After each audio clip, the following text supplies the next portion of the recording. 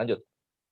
Nah, jadi gini, penjelasan dari Gemara para Rabi mengenai kata Immanuel itu ada pada Yesaya pasal ke-8 ayat ke-3.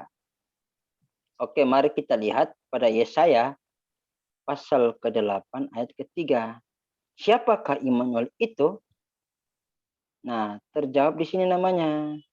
Kal his name Maher Shalal Hashbas wa iqraf el Hannevi'ah wat tahar wat teled ben wa yomer Hashem elai kera shemo Maher Shalal Hashbas.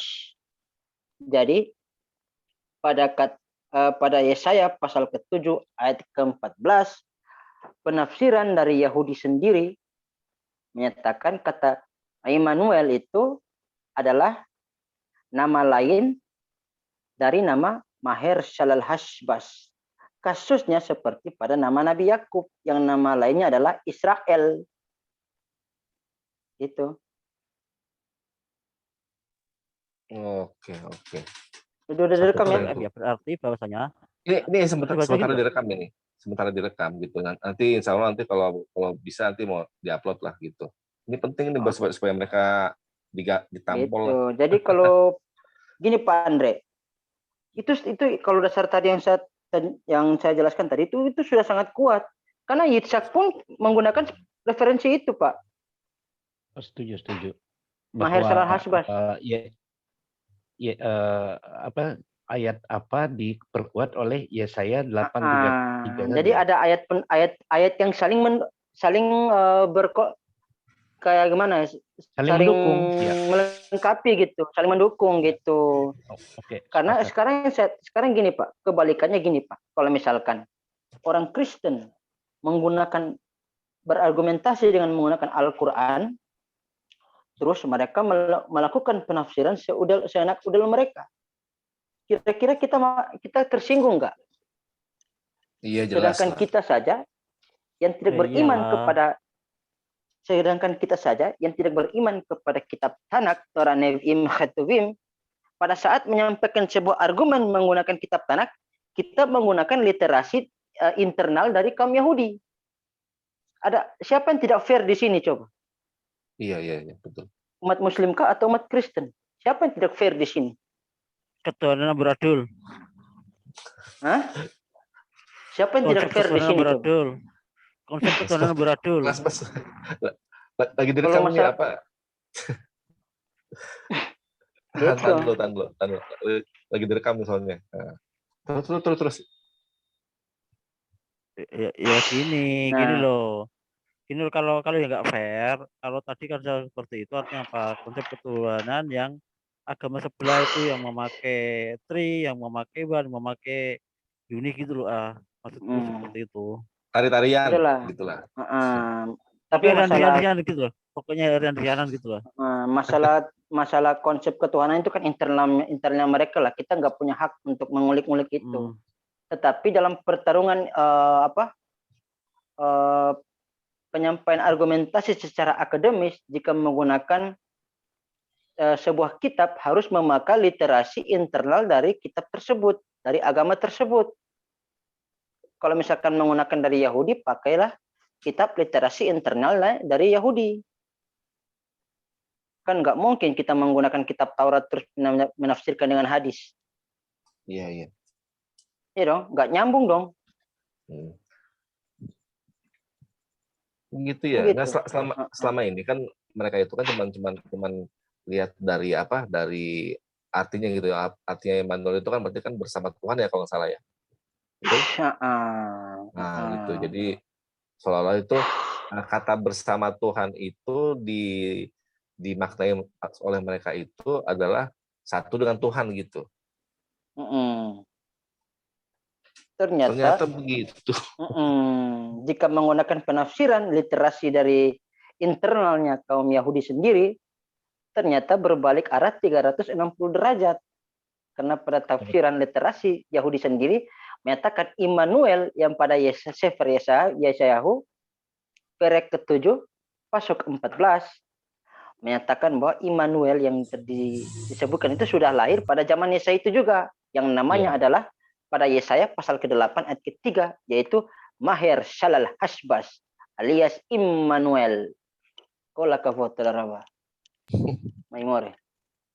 Ya, itu tadi dibahas Yesaya 9 ayat 5 dan ayat 6. Itu bukan untuk nubuatan Yesus, tapi Hezekia dan Nabi Yahuda. Yahuda, benar. Tapi dia ngotot. Dan itu perempuan tadi itu kan ya?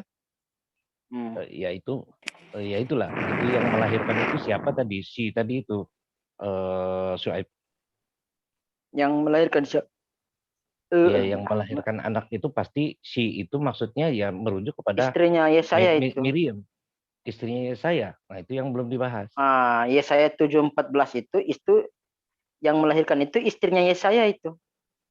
Sama ibunya dari Immanuel itu, Maher Shalal Hasbas itu ibunya. Di mana lihatnya itu? Ya kalau misalkan itu namanya siapa itu? Siapa? Nama siapa? Nama istrinya Yesaya itu loh. Ntar dulu kita cek ya. Tadi Yesayahu kan? Yesayahu benar sekali. Coba kita ke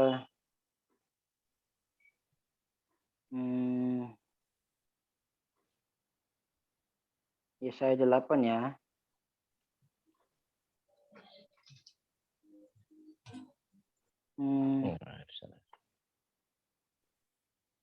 Batu tulis besar.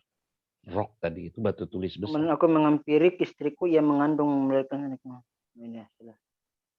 Sebelum anak itu tahu mengambil bapak ibu maka jangan ada musik. Coba Yesaya 7 lagi. Ya, 7. Ada di Yesaya 7 itu ada itu anak nama istrinya Yesaya itu.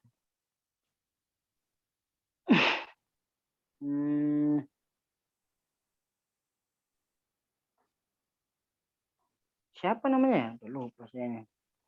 Dalam zaman Asia Aram menyesal maju ke Kristus lalu bertakun kepada keluarga Lewi Efraim yang setia.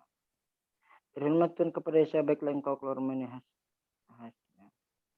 Engkau dan Syar Yusuf anak laki-laki kau jalan selalu kalau mata sekalian perantau.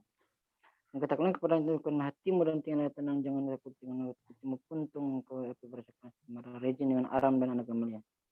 Oleh karena Aram dan Efraim dengan anak Gamaliel itu jangan takut. Marilah kita maju menyerang Yehuda dan mengikuti Shimon dan Ekrabel. Maka benar firman Tuhan Allah. Tidak akan sampai itu dalam ibu kota Aram dan dalam 65 tahun pertanda masih menjadi ibu kota Efraim. Istri saya. Pemberitaan mengenai Immanuel kepada Ahas. Ahas kali ya istrinya ya? Lain itu Ahas, Yotam, Uzia, apa itu raja-raja? Hizkia. Iya benar. Sorry, saya salah. Iya benar, saya salah. Minta sedepan dari Tuhan malam. Ini yang paling tertinggi untuk Ahas. Aku terima minta Tuhan aku. Lalu berkata Nabi Yesaya kalau aku memuliakan orang sehingga memuliakan akan Allahku juga. Sebab itu tulisannya yang memberikan kepadamu seperti sungguh perempuan muda mengandung akan melahirkan anak laki-laki yang akan Immanuel, ia akan menjadi istri Yesaya itu. Coba kita ke Google aja ya. Enggak ada juga ya. Istri dari Nabi Yesaya. Memang benar disebutkan bahwa perempuan muda dalam 7:14 itu adalah istri Nabi Yesaya sendiri. Iya, Alma itu artinya perempuan muda, young woman. Mau perkara dia udah pernah berhubungan badan atau tidak, yang penting perempuan muda. Ya. Gitu. Coba kita cari nama istri dari Maher Shalal Hasbas, si perampas yang tangkas, perampok yang cepat.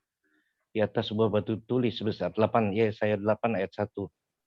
Ayat 3. Dari satunya, ternyata Tuhan memerintahkan agar tulisan tersebut dipakai sebagai nama anak laki-laki Yesaya 8:3. Jadi nama Immanuel ialah beserta kita. Nama Maher Shalal. Sebenarnya Tuhan. Kalau Immanuel nggak bisa dijadikan Allah, Pak. Dia harus pakai Tuhan. Dia nggak bisa Allah. Kan El kan? Iya. Dan itu terjadi pada saat itu, pada saat Yesaya masih hidup. Berarti tidak mungkin nubuatan yang benar terjadi dan akan sekali. datang. Masa Berat sih Yesusnya ada pada sebenarnya. zaman Yesaya, terus Yesus Yang apa, jadi kuk gitu, kita yang tabokin berat, aja. tongkat yang patah, apa itu kan itu memang Yahuda diserang oleh Asyur kan, yang 120.000 mati dalam satu hari. Tapi saya nggak tahu ini Mahershala Al-Hasbas ini. Itu Baru tahu kan? Istri Iya, kedua. anaknya. Istrinya itu. Tapi saya juga lupa tuh istri namanya siapa.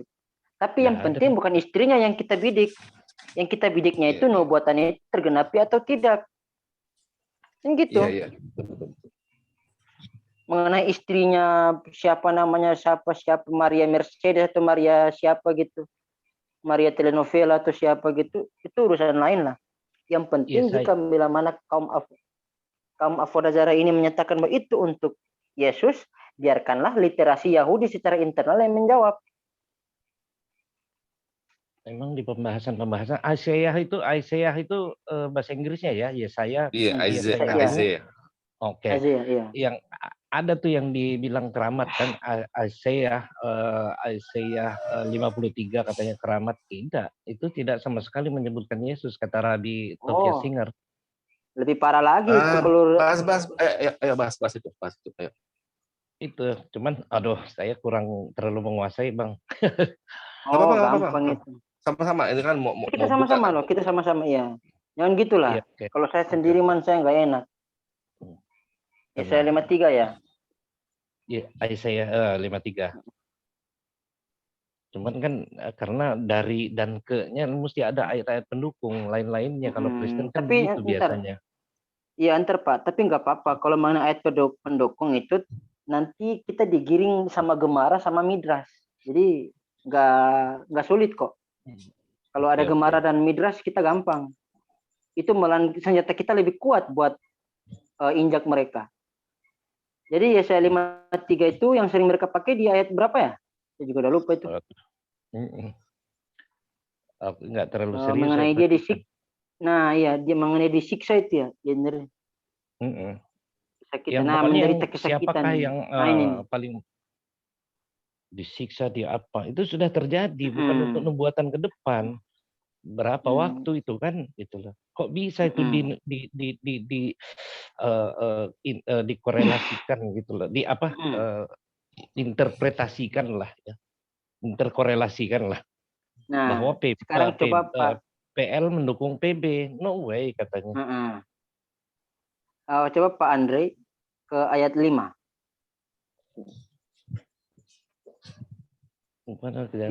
Di kamera saya. Ya, tetapi dia tertikam oleh karena pemberontakan kita. Wah, aduh, kan bentar. Pindah. Bentar. Ya, bentar. Lanjut. Pemberontakan kita, dia diremukkan oleh karena kejahatan kita. Ini benar Yesus kan. Ganjaran yang mendatangkan keselamatan bagi kita ditimpakan kepadanya, dan oleh bilur-bilurnya kita menjadi sembuh. Haleluya. Tahan Pak, tahan ya. Sorry. Tahan dulu Pak ya. Sorry. Oke, tahan dulu. Kita ke Matius 3 ayat ke-17, nggak apa-apa. Iya, di situ dibilang apa, the suffering servant, budak, budak yang menderita lah. Iya, suffering servant. Tapi gini Pak, tadi situ kan budak yang menderita ya, berarti dalam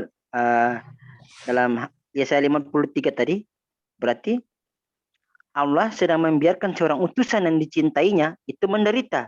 Ya dong? Ya. Nah, kenapa pada ayat setelah pembaptisan dikatakan inilah anak yang kukasihi, kepadanya lah aku berkenan. Jadi, pada pembaptisan saja pun Allah mengatakan inilah anak yang kukasihi. Dia mengasihi anaknya sendiri loh, masa dia membiarkan dia menderita. Dipukul orang mati konyol seperti itu. Kan nggak mungkin. Nabi Yunus mengingat. Lihat dong di atas itu. Biarlah hal itu terjadi karena demikianlah sepatutnya kita menggenapkan seluruh kehendak Allah. Dan Yohanes pun menurutinya. Waduh. Tapi entar dulu Pak. Kita satu-satu dulu Pak.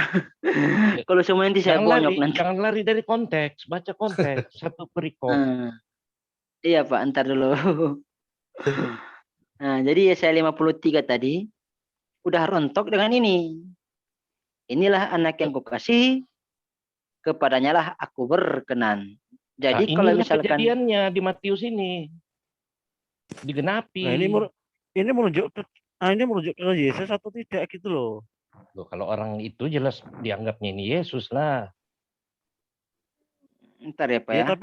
tapi argumennya harus kuat gitu loh. Jangan hanya sepotong, Oke, harus ini ke satu Oke, perikop. ini saya baca itu apa indikasinya ya. Jadi kalau yang ayat videonya itu dibilang itu apa? Sebenarnya bukan budak ya, apa hamba lah gitulah, hamba yang Hamba ya. menderita lah gitu. Dia tidak apa namanya? Dia itu tidak sorry, dia itu ditolak gitu kan. Ini asal mereka ya, dia itu ditolak gitu kan. Ntar Pak. Ayatnya ketukar. Ayatnya lari-lari nih. Nah, dia itu ditolak, terus ada lagi tuh Oke, yang di ayat 4 sama 5-nya itu melalui penderitaannya dia mengambil tempat kita. Maksudnya tuh menebus lah gitu. Ya. Itu yang dipakai buat mereka gitu. Jadi apa di soal itu disamakan ke Yesus gitu, yang di ayat 53 ini. Ya memang maunya itu mereka. Nah, oke, tadi udah dibaca sendiri ya terjemahannya ya. Nah, sekarang ini dia-dianya sesudah pernah mana ya? Kita sekalian belum masing-masing jalannya sendiri. Ayat 6 ini ya. Yang mereka paling spesial ayat 4 sampai ke 6 ini ya. Yang paling mereka agung-agungkan. Masuk kah? Halo? Masuk suaranya. Udah masuk. Masuk kah? Kan dari ayat masuk. Sorry. Ayat ke-4 sampai ayat ke-6 ini kan menjadi clue-nya mereka ya, menurut mereka. Iya. Sekarang kita tabokin aja pakai Gemara ini, Pak. Biar mampus mereka nanti. Iya. Jadi kita tuh mau tahu tuh sebenarnya tuh yang dibicarakan di Yesaya 53 itu siapa gitu. Nanti biarkan literasi Yahudi menjawab. Kan enak kan? Itu cuma ngutip. Untuk sementara Bang Yuda bisa lihat penjelasan Tovia Singer, tulis saja Isaiah 53 Tovia Singer. Oh iya. Itu linknya saya kasih tuh. Itu informatif sekali gitu. Boleh. Nanti kita bisa cross dengan yang teolog. Tovia Singer juga boleh. Gemara para rabi juga boleh. Memang rabi Yahudi lama di Indonesia itulah yang apanya Bang Billy. Itu. Gitu. Ini live nggak sih? Saya cari. Enggak. Enggak live ya? Enggak live. Coba di sini, Pak. Cuma lagi direkam gitu. Nanti mau di ini apa? Mau di-upload. Nah, kan gampang di sini. Coba. Monggo, Pak. Sikat. Benar, dia mengandung apa nih? Happy ini apa? Illness penyakit happy. Apa sih ini? Karena ekspresi dari selain di semua tempat. Sekarang kita melihat bahwa ini datang ke dia bukan karena dia dalam keadaan yang terendah dia gitu, tapi karena dia Chester itu ya, kalau Chester itu berarti dia tuh orang yang taat lah gitu, orang taat karena sakit sehingga semua bangsa-bangsa ditebus lah, dia Tuhan tebus karena penderitaan Israel, ambulans karena penyakit yang seharusnya yang semestinya datang pada kita, dia yang tanggung gitu. Nah, ada nggak untuk Yesus, Pak? Heb ini siapa Heb? Bukan. Heb itu penunjuk. Enggak. Heb itu untuk penunjuk ya. Benar, Hebrew. Itu Hebrew. Astaga. Iya, Bang. Tenang aja. Jadi gini, Pak. sekarang Pak Yuda, sekarang saya tanya, ada nggak untuk Yesus identik sini? Ada nggak buat Yesus? Ya enggak lah ini. Nggak ada. Nah, oke, sip ya. Kita ke Gemara satu lagi. Kalau kayak gini kan enak kan? Bukan tafsiran Israel seunak udel suffering. kita kan? Iya, Enak nggak kalau kita pakai kayak gini? Enak nggak? Enak dong. enak lah. Ya. Syuaib mah pokoknya Jethro dipercaya dah. Ilah. Gitu. Bukan. Jethro. Yitro. Sekarang di sini Pak, Mertuanya coba. Moses. Iya benar. Kisahnya itu. Ya. Al-Qasas itu. Yet we can tim. Ya, Membebani dia. padahal kita juga memperhatikan dia. Kita mengira dia dibenci oleh omnipresent. Allah apa itu? Allah. Oke ya, benar benci oleh Allah. Tapi sebenarnya bukan begitu. Dan dia tuh disakiti bukan karena pelanggaran dan dihancurkan karena kejahatan, karena kejahatan kita. Ya, iniquities. Nah, udah ya. Udah selesai. Ini Yesus banget nih. Oh, enggak gitu, Pak. Itu ada midrasnya kok. Itu dia, kalau pikiran kita udah memang mau ke sono, pasti ini pas banget gitu loh. Dia ditampol, ditentang, diludahi. Ntar dulu, Pak. Ntar dulu, enggak. Kalau si Kristennya bilang untuk Yesus, kita gampang sekali untuk tabok mereka. Tadi ayat keberapa? Ayat kelima ya? Keempat ya, kalau nggak salah ya? Mana keempat ya? Bullet lo? Ya. Tadi ayat keberapa? Ayat keempat ya? Bentar, mana tadi? Ya 4, oke. Kita ke Midras ya. Oh, nggak ada Midras ini. Ke Talmud sudah. Nah, Sanhedrin. Nah, ntar Sanhedrin biar aja Sanhedrin yang menjelaskan. Nah, ntar Pak Yuda lagi yang maju kalau English. Saya nggak bisa soalnya. Nah, kalau ada Gemara kan enak kan?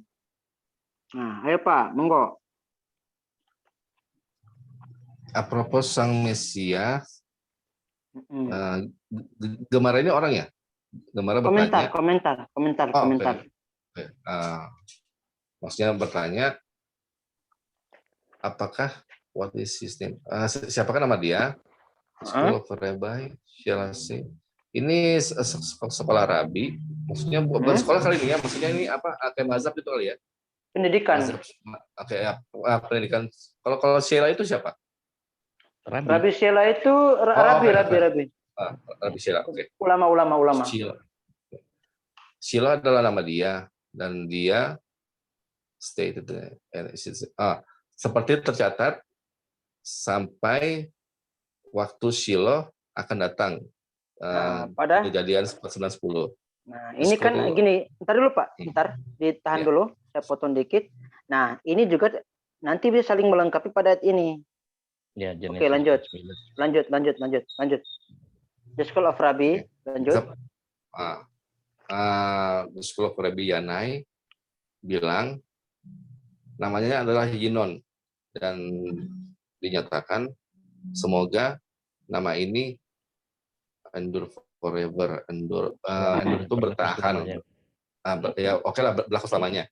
Semoga namanya berlanjut selama semoga namanya semoga namanya tuh sepanjang matahari dan semoga semua orang terberkati oleh dia. Dari dia. Ini Mazmur. Nah, nanti di Mazmur ini juga nanti ketahuan juga dari penjelasan sebelum nanti gini. Nanti penjelasan pada ayat. Gini saya paham. Ya, jadi paham, kan? yang diterangin di sini itu artinya itu pendapat para dari mazhab yang rabi-rabi itu.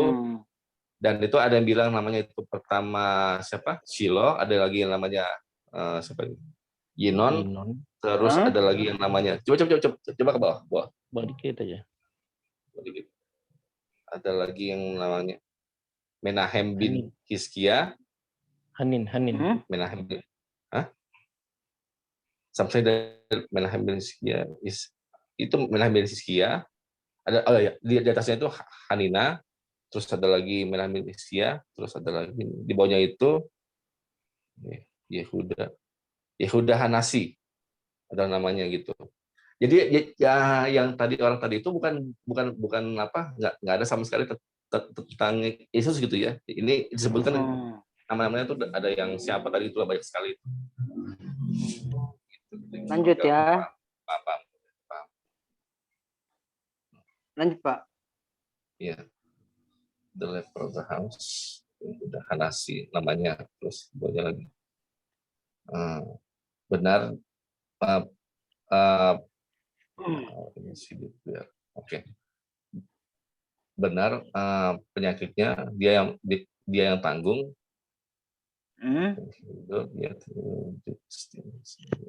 Dan dia akan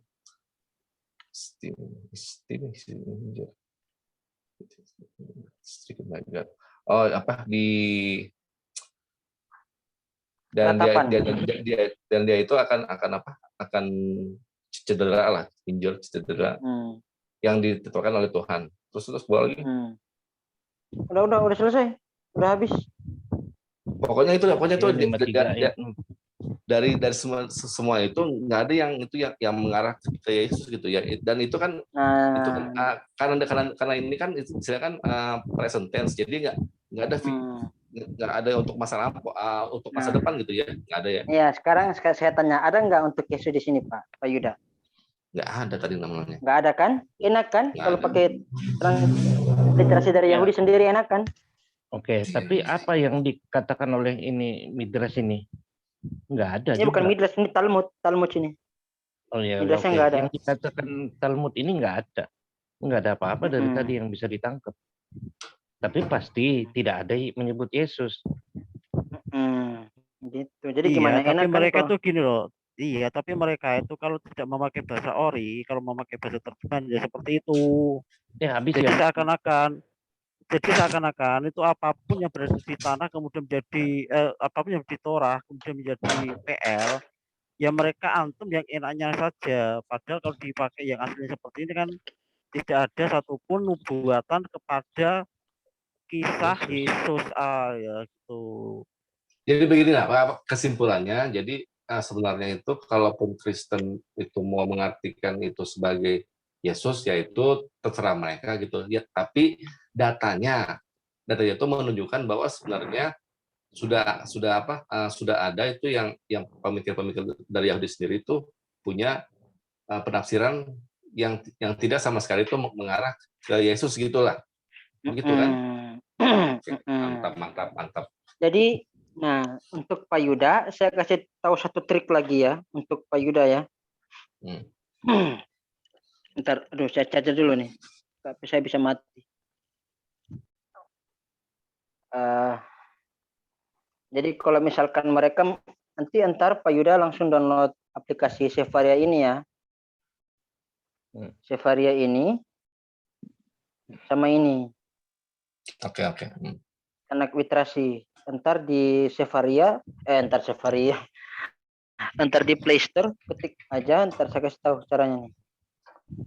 Iya. Ya, saya tuh takutnya itu nanti pas download itu cuma bahasa Ibrani semua. Kalau tahu ada bahasa Inggris ya enggak gini Pak.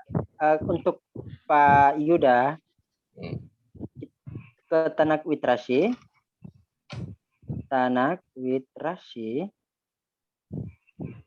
Nah, ini kan Tanak Witrasi aplikasinya ini. Ini saya dapat dari Yitzhak ini. Ya udah, kalau gini enak gitu, mau kita mau argumen juga enak gitu loh. Nah, Tanak Witrasi kalau udah ke download, ntar kalau misalkan ada satu orang kafir yang menggunakan perjanjian lama, jadi Pak Yuda kan anggaplah masih proses belajar Ibrani ya. Nah, tetapi ininya nggak usah dibidik Pak. Ininya nggak usah dibidik. Pak Yuda jangan dulu ke sini. Iya. Nah, Pak Yuda langsung pada bagian gemara-gemara yang di bawah ini loh. Di bagian-bagian ini loh. Gemara itu artinya apa? komentari Oke. Gemara. Kata emor jadi berbicara gitu ya. Gemara. Nah, kalau misalkan mereka contoh tadi menggunakan ya, ambil contohlah kita katakan di Yesaya 7 ya. Yesaya 7 Yesaya 7:14. Nah, terus misalkan saya jadi swasta nih ya. Terus saya bilang sama Pak Yuda, "Oh, Pak Yuda ini untuk Yesus." Nah, Iya, terus iya. Pak Yuda nggak perlu perhatikan yang ini. Ininya jangan dulu di ini. Jadi fokusnya Pak Yuda itu di bagian bawahnya ini loh. Siap, Nah, ngerti. di bagian sini. Ngerti kan maksud saya kan Pak Yuda ya? Iya, oke, paham. Nah, Dan ini Pak Yuda masuk ke cuman ini nih. Ini nih Pak Yuda, itu loh, my wife will conceive this year. This was the 4th year of Ahaz. Ahaz itu raja ketiga di atas sebelum Hezekia. Jadi misalkan terjemahan LAI bilang itu untuk perawan, ya udah Pak Yudanya langsung fokus ke sini. Ternyata bukan perawan, tapi the young woman kan mau berbicara. Itu istrinya yang muda. Istrinya saya mau masalah si perempuan itu udah berhubungan seks atau belum itu masalah lain, tetapi teks yang tertulis kan the young woman Alma.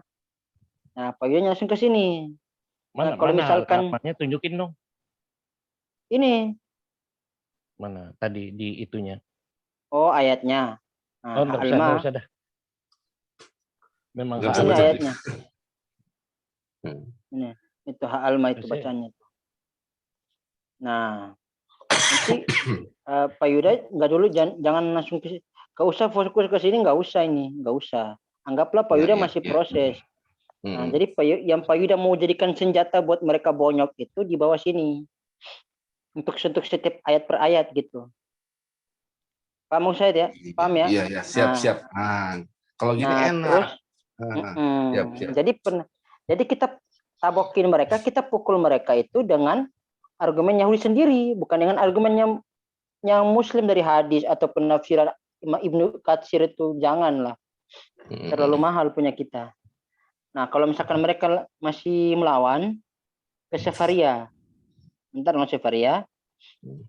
Kan tadi kan dari Rasi. Nah, coba dari gemara-gemara yang lain. Dari Ibnu Ezra boleh. Dari Ibnu Ezra, Malbim dan lain-lain sebagainya. Nah, kalau udah masih melawan, lihat ke bagian Talmud atau Midrash. Cuman kalau Midrash ayat ini nggak ada Midrashnya. Coba kita ke ayat lain deh.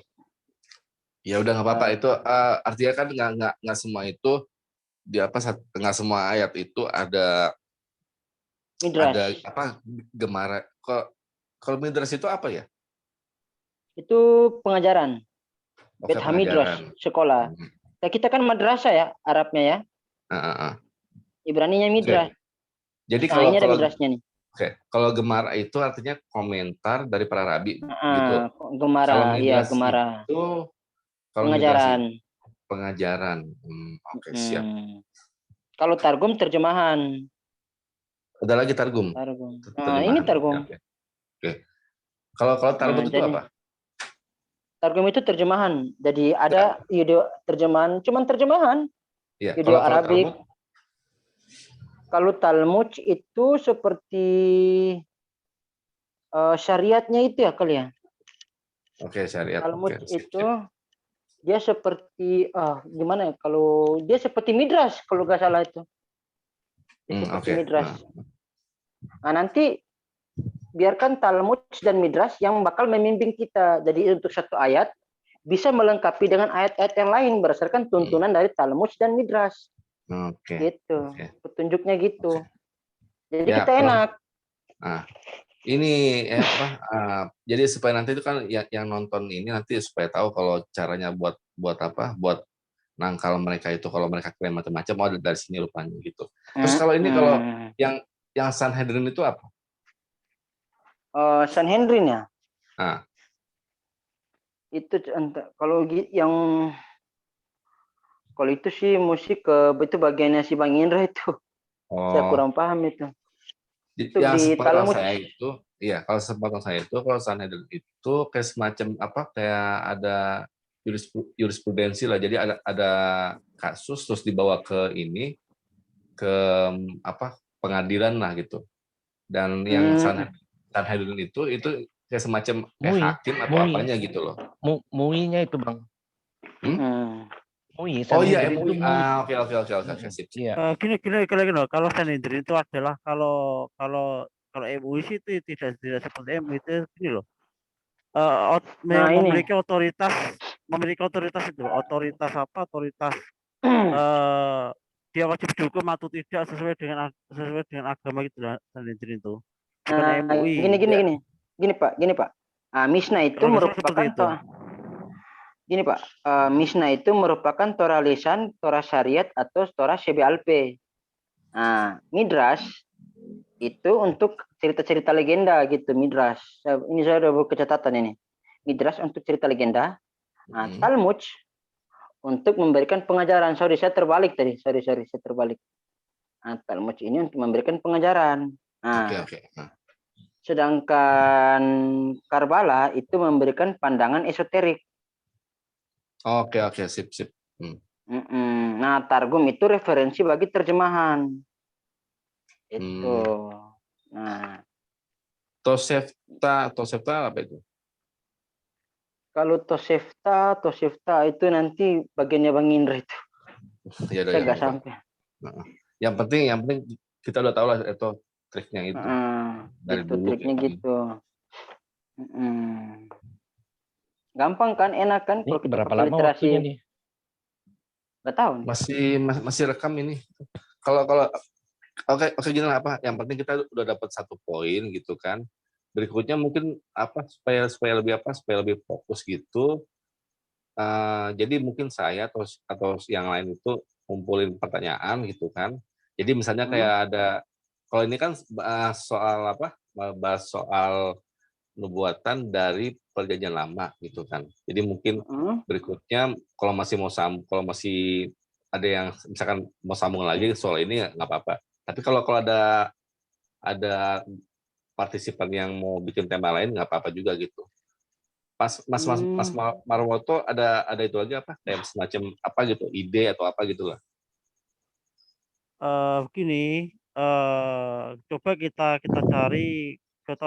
cari ke dalam syariat atau hukum. Kalau syariat seperti kan hukum puasa, sholat dan sebagainya itu kita komparasi antara bagus. Iya. tanah dengan PB gitu loh. Ada nggak korelasi di situ? Kalau misalkan ya, sip. Masih berlanjut berarti ini nama channelnya Pak Yuda apa ya? Di PB berarti itu apa Pustaka Apologet Muslim Indonesia.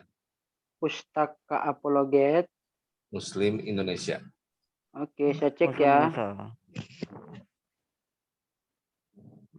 Enggak langsung. Artinya gini kita kejar. Kalau kita kejar itu gini loh, kejarnya adalah kalau dalam agama Islam itu kan pondasinya ada 5 rukun Islam, yaitu syahadat sampai dengan haji. Nah, kita coba ambil salah satu, yaitu kalau syahadat semua agama menerangkan syahadat, tapi bagaimanakah kita mencari satu dulu, yaitu mengenai sholat. Nah, adakah sholat di sana di antara PL dan PB? Artinya PL itu kan dari tanah. Nah, apakah ada sambungannya ke PB gitu loh? Kalau mereka tidak ada, berarti ya otomatis sudah terputus antara pengajaran Yesus dengan pengajaran Paulus gitu loh. Berarti pengajaran Yesus nanti masuknya ke pengajaran yang disebutkan rabi-rabi, sedangkan pengajaran Paulus itu berarti sudah memutuskan mata rantai syariat atau hukum yang ada diajarkan oleh Yesus gitu loh. Maksud saya seperti itu. Kita kejar menurut syariat gitu loh. Kalau misalkan ide saya gitu loh. Cakep. Boleh sih. Cakep. Iya. Itu apa? Jadi gini, karena kita kan sedangkan tergantung sama Sueb gitu. Jadi kalau Sueb ada waktu lagi, iya benar. Soalnya kan ya kita kan mau mengandalkan kan ada Sueb. Kalau siapa lagi mengandalkan? sama Bang Indra deh, jangan saya sendiri. Waduh. Ntar Boleh, saya boleh. Boleh, apa? Bang Yuda, boleh Ya, kita ya. patungan juga lah untuk guru, masa sih untuk enggak lah, kopinya. jangan. Boleh kita Waduh, patungan. jangan panggil saya guru, Pak. Waduh, bahaya itu. Kalau dalam sesi ini harus dipanggil More. guru. Oke, more. Dalam sesi Ya ini harus panggil iya, more. Iya. talmid. Nanti kalau di grup, Enggak. kalau mau di grup nanti main Itu ceng-cengan pun lagi. bahasa aslinya pun more. Tapi murahnya bukan ke saya, ke Bang Indra. Bang Indra, Bang Etan. Itu yang bisa Ibaratnya asdos more. lah. Asdos. Gini. Nah, Gini loh, bagaimanapun juga kita berteman, seandainya ada yang memberikan satu huruf saja kepada kita, itu sudah dikatakan guru loh. Dalam Iyalah. ta'lim loh. ya betul. Betul kan? Segitu doang mah. Nah, Jadi Sebentar. enggak. Soeb, kalau Rasulullah bilang kalau siapapun yang jalan ke majelis ilmu itu dia pasti ditinggikan derajatnya. Jadi kau terima aja lah Soeb. Iya. Itu nggak bisa ditolak juga loh. Gitu. Memang Allah angkat. Otomatis itu, otomatis. Waduh. Apalagi orang berilmu, kita harus menghormati orang berilmu atau orang yang apa sih kalau ulama ya, bukan ulama, apa satunya, ustadz. Itu kita orang awam layak loh disuruh menghormati, nggak boleh membantah kita loh. Waduh. Iya, kalau berilmu bilang berilmu. Aduh. Iya. Cuman segitu yang kalau ilmu boleh kau merasa tinggi, tapi kalau kekayaan dunia tata itu jangan. Iya, Pak. Jadi tenang aja, kita mendukung. Boro-boro kayak Pak saja pakai HP bekas kucluk kayak gini. Enggak apa-apa. Samsung cuy. Oke. Ini kan ada permintaan dari Mas Marwoto. Jadi mau bahas yang rukun-rukun Islam itu di perjanjian lama sebenarnya ada nggak gitu. Terus itu mau di-compare mungkin sekalian itu kenapa itu Kristen itu nggak ikutin gitu? Apa gara-gara Paulus atau bagaimana gitu? Mengenai ajaran ya? Iya, yang soal kalau nggak salah gitu. Kalau sebentar. Kalau nggak salah, menurut siapa si satu itu dia juga tuh ada kayak semacam sholat, cuman namanya bukan sholat kali, apalah namanya gitu. Iya, Tevila atau Selota. Terus juga ada puasa juga, gitu. Oh, puasa. Gitu. Itu makanya itu yang nanti ini kan ide Mas Maroto gitu kan. Jadi kalau bisa itu dimatangin dulu gimana gitu. Mungkin Ngitsak lagi. Mungkin Sueb, mungkin siapa itu siapin data itu kan yang rukun Islam bukan maksudnya rukun kayak sholat, puasa gitu atau zakat lah atau haji lah gitu kan. Haji itu di perjanjian lama itu di pasal-pasal di kitab mana, pasal mana, ayat berapa gitu. Gitulah pokoknya. Iya. Kalau sudah siap nanti mungkin langsung live lah gitu. Kalau sudah siap. Gitu. Ntar tapi besok ya Pak sini jam 2 soalnya. Ya nggak apa-apa. Ya besok lah.